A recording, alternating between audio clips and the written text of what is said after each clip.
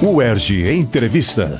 Temas atuais comentados por professores e pesquisadores.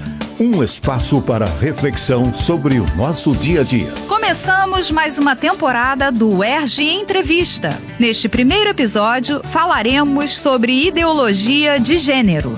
Para nos ajudar a refletir sobre esse assunto, convidamos o professor Sérgio Luiz Carrara, do Instituto de Medicina Social da UERJ, onde também atua como pesquisador e é um dos coordenadores do Centro Latino-Americano em Sexualidade e Direitos Humanos, o CLAN. Cientista social pela Universidade Estadual de Campinas, mestre e doutor em Antropologia Social pelo Museu Nacional da Universidade Federal do Rio de Janeiro, com pós-doutorado pela Universidade de Chicago, professor Carrara entrou para o quadro docente da UERJ em 1985. Aqui na universidade, desenvolve pesquisas na área da antropologia do corpo e da saúde. É editor da revista Sexualidade, Saúde e Sociedade e pesquisador do CLAN e do Laboratório Integrado em Diversidade Sexual e de Gênero, Políticas e Direitos, LIDES. É também vice-presidente da Associação Brasileira de Antropologia. Eu sou Eneida Leão e este é o UERJ Entrevista.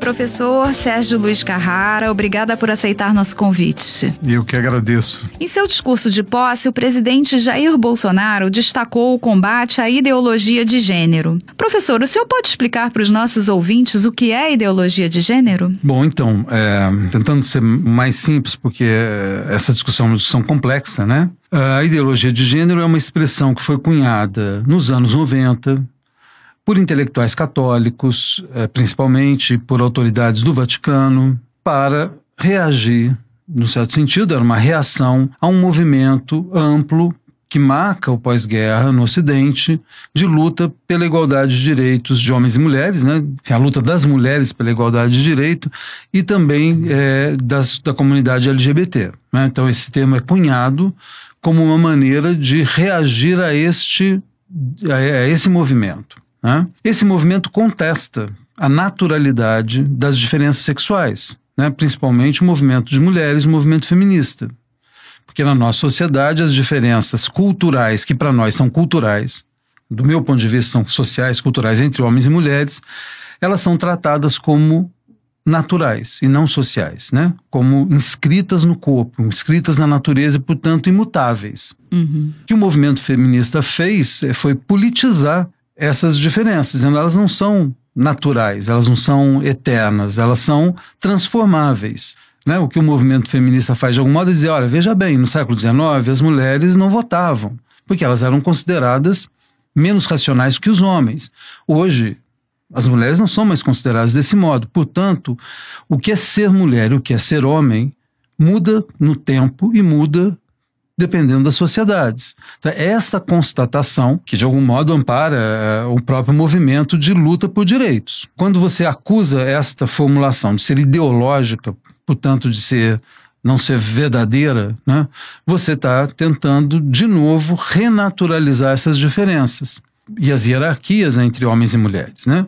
Inscrevê-las de novo, tirá-las do plano político e da discussão pública para dizer, não, isso é natural. Essas diferenças são naturais.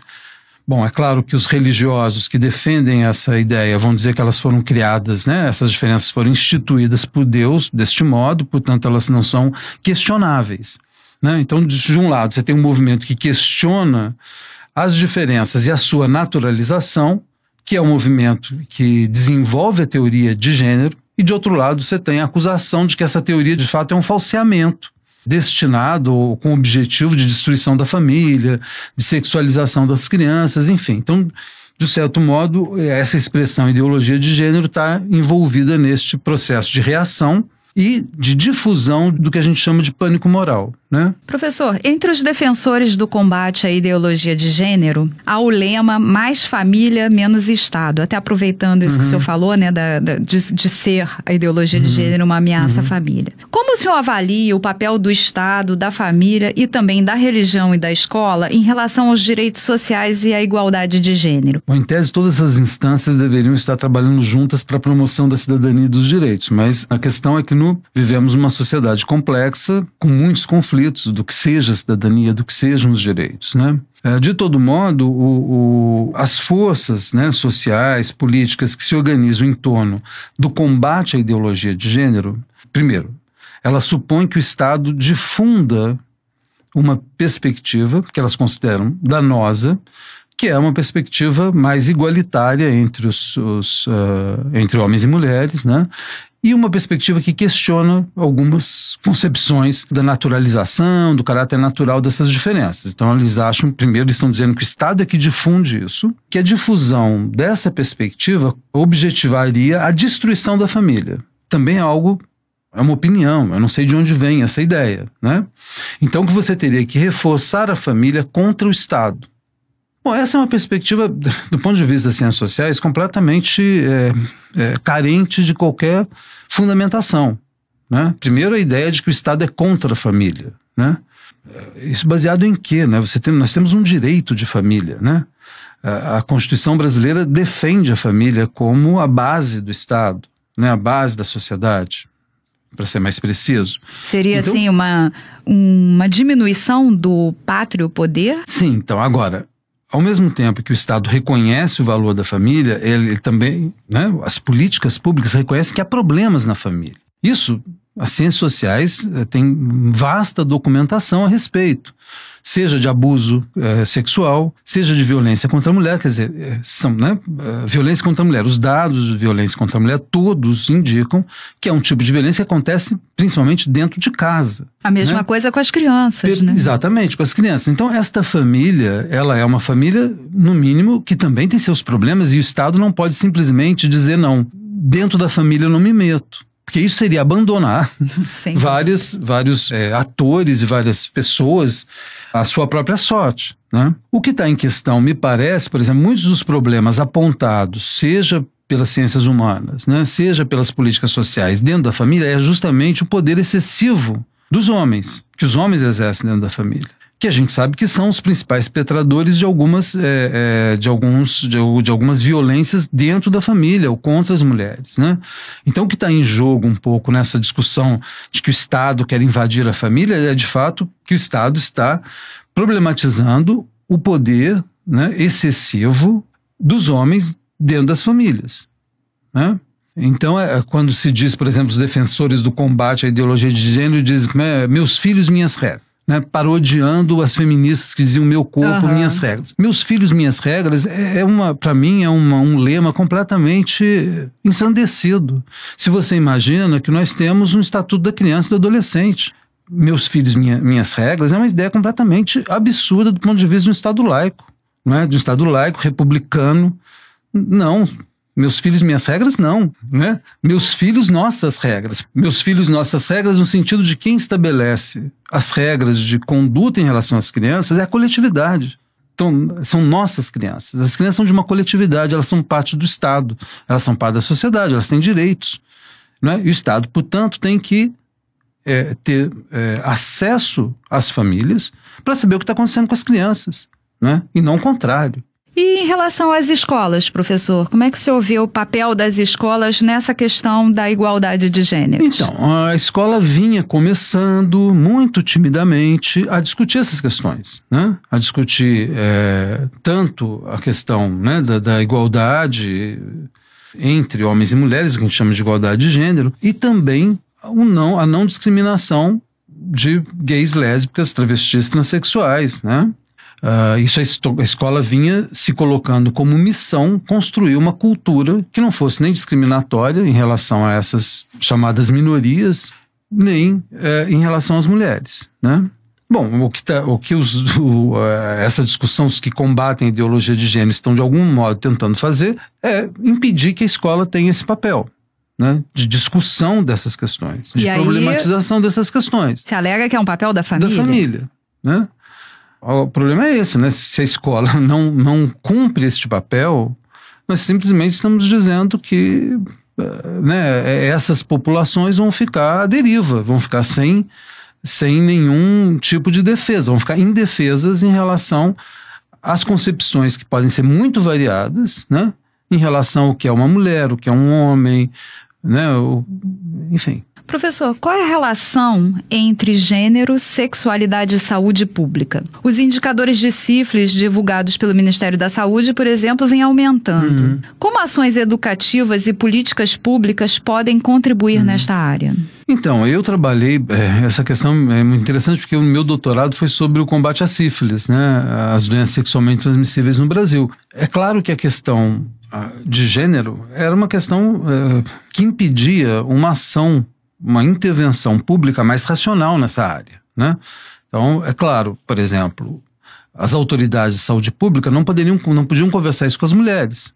Isso não era um tema que as mulheres poderiam discutir, né? Doenças sexualmente transmissíveis, porque em tese as mulheres não tinham sexualidade que poderia, né? Enfim, isso era um tabu. A mesma coisa a contracepção, né? Os métodos mas no caso das doenças sexualmente transmissíveis. Então, quando houve no Brasil campanhas educativas, eram campanhas para os homens. Porque só com os homens que você podia falar sobre isso. Com as mulheres você não podia. Isso então, em que década? Isso estou falando dos anos 20, 30, né? Primeira metade do século 20, né? As mulheres, em tese, pela sua pureza sexual, não podiam discutir essas questões. Elas tinham que se manter ignorantes em relação a isso, né? Então a única coisa que você podia fazer era trabalhar com os homens. Primeiro ponto. Então era muito difícil você controlar uma doença tratando apenas de um grupo, né? E não da sociedade como um todo. Uma outra questão era, você tinha que discutir com os homens a questão da prostituição naquele momento.